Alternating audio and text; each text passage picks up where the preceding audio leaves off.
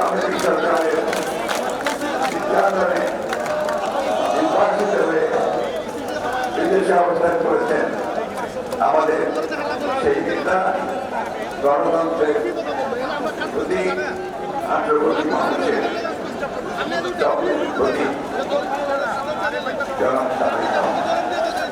মঞ্চে উপবিষ্ট জাতীয় নেতৃবৃন্দ, ভাই ও বোনেরা,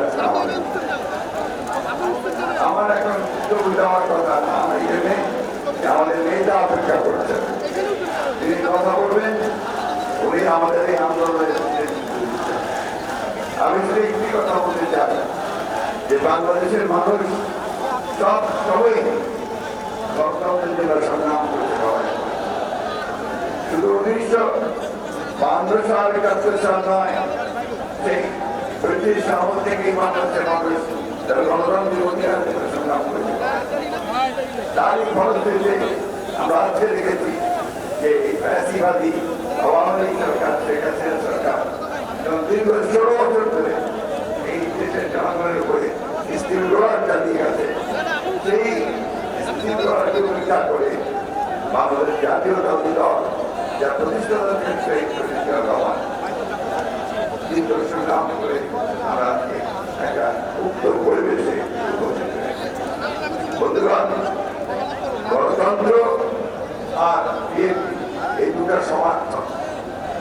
শহীদ জিয়া রহমান একদলের শাসন ব্যবস্থা থেকে অদলীয় শাসন ব্যবস্থা নিয়ে এসেছিলেন। বেগম খালেদা জিয়া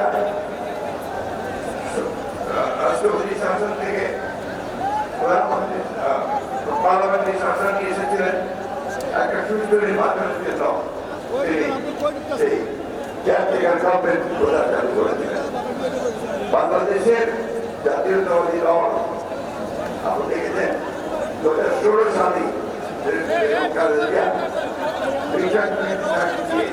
গণতন্ত্রের যদি সাস্টেইনেবল হয়,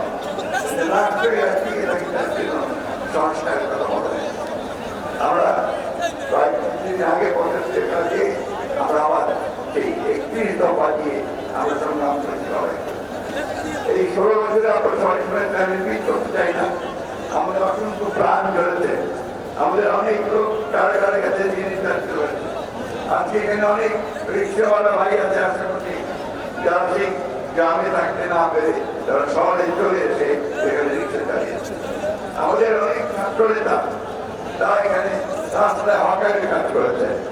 গতকাল আমি পঙ্গু হাসপাতালে গিয়েছিলাম, সেখানে দেখলাম যে একটা 13 বছরের ছেলে গুলি লেগে একটা পা কেটে ফেলেছে।